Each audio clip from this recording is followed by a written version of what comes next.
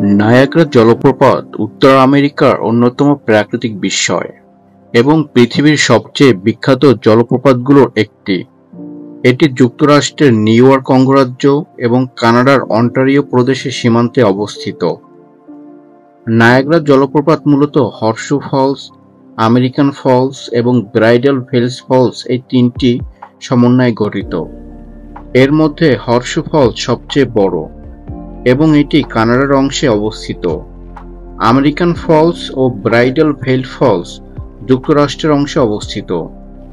জলপ্রপাতটির গড় উচ্চতা প্রায় ৫১ মিটার এবং হর্সু ফলসের প্রস্থ প্রায় ৮২০ মিটার। গড়ে প্রতি সেকেন্ডে ৩১৬০ টন পানি নিচে পড়ে, যা এক বিশাল জলপ্রবাহ সৃষ্টি করে। প্রায় ১২,০০০ বছর আগে হিমযুগের শেষে এটি গঠিত হয়, যখন লেক ইরি থেকে নেমে আসা পানির ধারা নায়াগ্রা নদী হয়ে লেক অন্টারিওতে গিয়ে মেশে।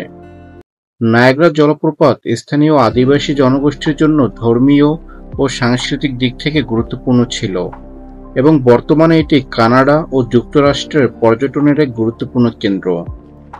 মেইড অব দ্য মিস্ট নামক নৌকা সফর, কেট অব দ্য উইন্ডস অভিজ্ঞতা এবং রাতে রঙিন আলোয় আলোকিত জলপ্রপাত দর্শনার্থীদের জন্য বিশেষ আকর্ষণীয়।